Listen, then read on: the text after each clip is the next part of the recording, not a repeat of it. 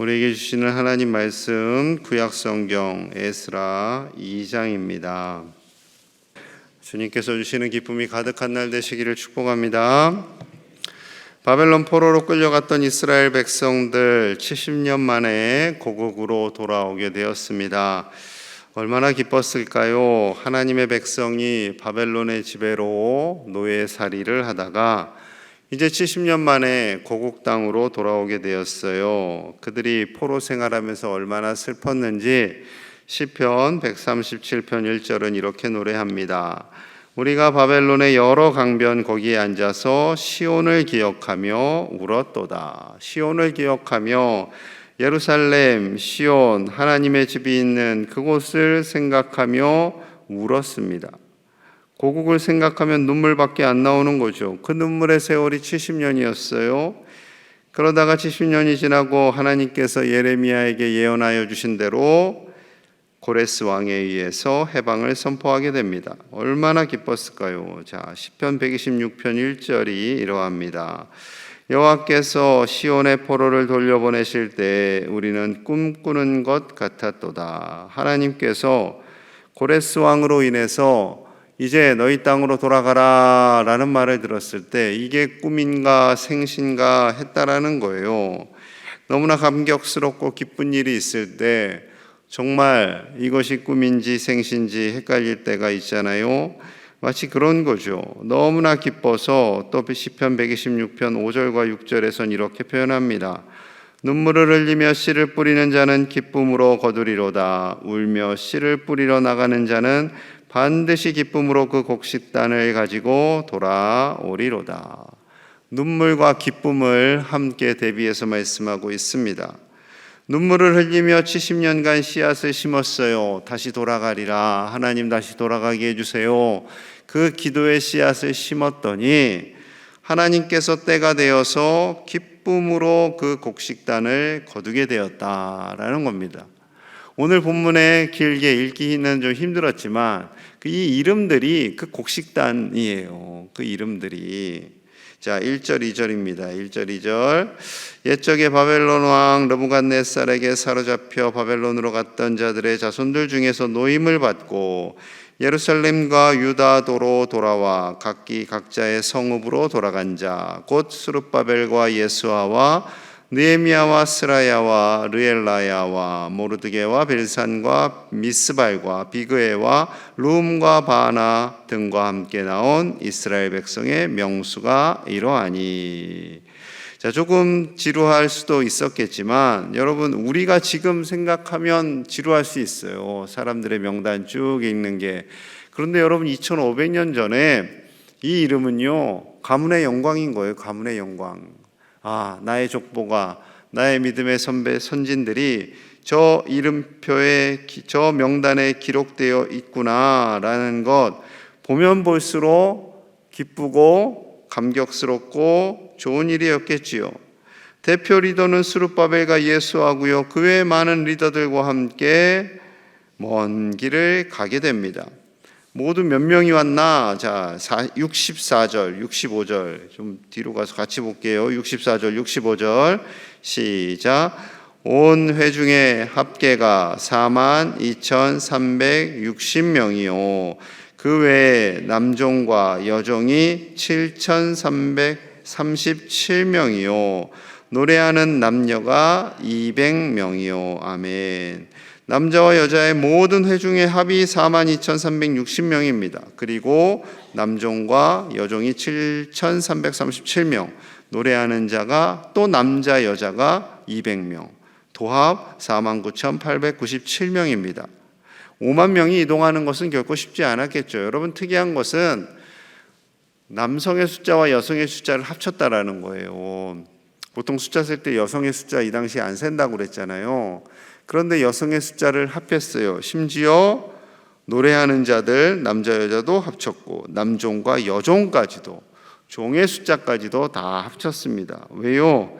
그만큼 감격스럽고 기쁜 일이기 때문에, 하나님께서 주신 은혜의 날이기 때문에 이 은혜의 놀라운 사랑으로 말미암아 무려 1000km가 넘는 그 길을 5만 명이 걸어갑니다. 출애굽 이후로 이렇게 많은 백성들이 그 광야길을 걸어간 적이 없어요. 그럼에도 불구하고 그들은 기뻤고요, 즐거웠고요, 하나님께서 약속을 지켜주신 것에 대해서 감격하였습니다. 아무리 고난의 세월, 힘듦의 세월이 있다 할지라도 하나님은 시퍼렇게 살아계셔서 우리를 먹이시고 입히시고 우리에게 주신 약속들을 반드시 지켜나가시는 언약의 하나님이신 줄로 믿습니다.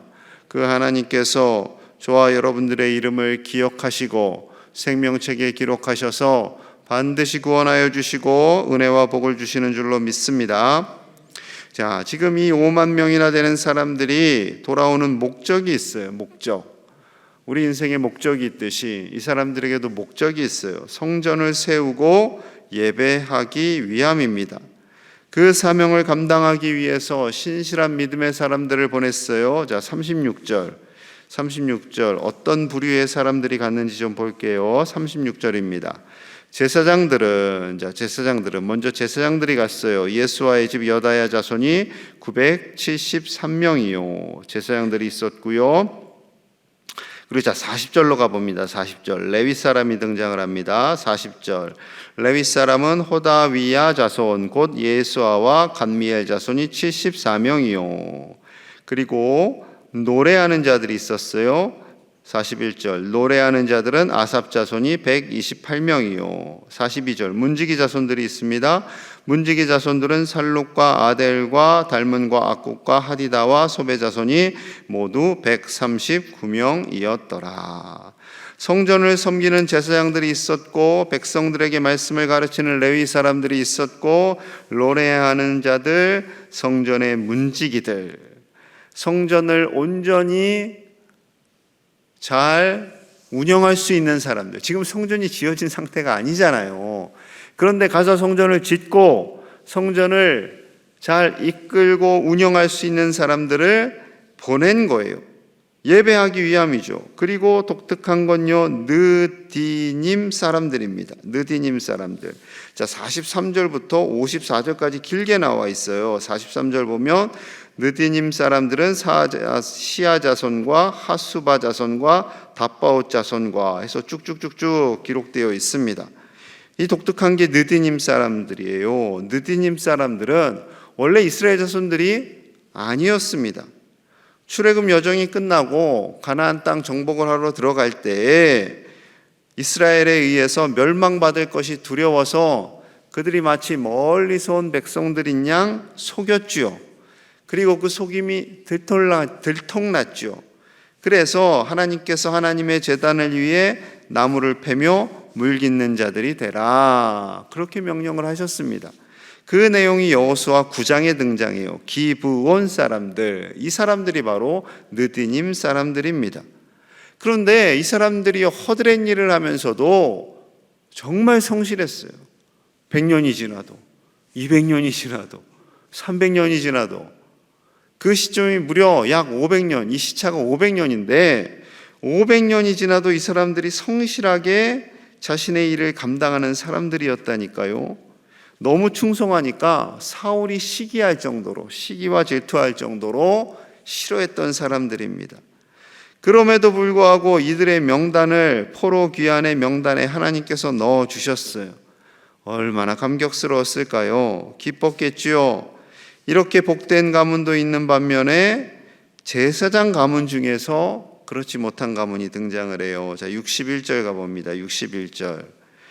제사장 중에는 하바야 자손과 학고스 자손과 바르실레 자손이니 바르실레는 길르앗 사람 바르실레의 딸 중에 한 사람을 아내로 삼고 바르실레의 이름을 따른 자라. 자, 하바야 자손, 학고스 자손, 바르실레 자손, 제사장 중에서 이 가문이 있는데, 자, 62절입니다.